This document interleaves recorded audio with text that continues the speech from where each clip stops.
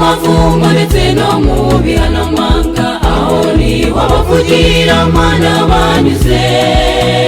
Mu magereza mu nkiko imbere y'umupapa, bahamije Imana natwe bitura imbere.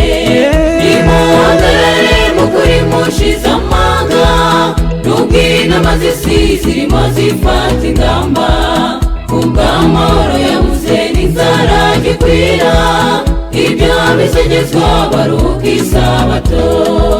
Nimuhagarare mukuri mushize amanga, nubwo inama z'isi zirimo zifata ingamba.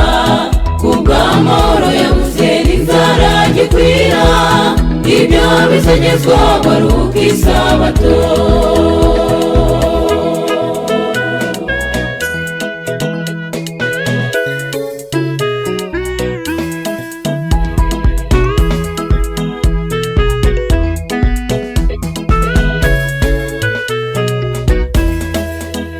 Ako gatsiko kazaba karaho mu mashyamba, benshi bazaba biganje rwose mu magereza. Icumbi bibi ry'abaze, bazaba bategereje rwose gutabarwa. Tuzabatwaramije ukuri tudatinya, imbere y'abapapa n'abapadiri na rubanda, imbere y'abashehe n'abategetsi bo mw'isi. Izaba yaramaze guca icyanzu dutahe. Tuzabatwaramije ukuri tudatinya, imbere y'abapapa n'abapadiri na rubanda, imbere y'abashehe n'abategetsi bo mw'isi. Izaba yaramaze guca icyanzu dutahe.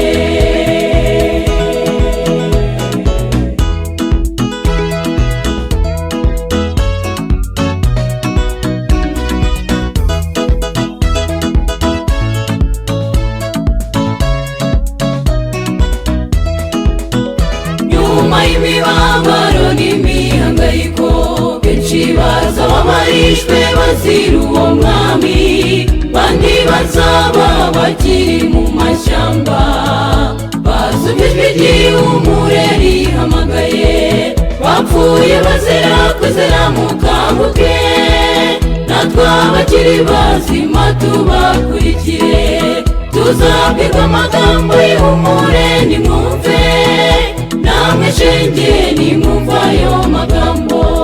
Bapfuye bazira kwizera mukanguke, natwe abakiri bazima tubakurikire. Tuzabwirwa amagambo y'ihumure nimwumve, namwe shenge nimwumva ayo magambo.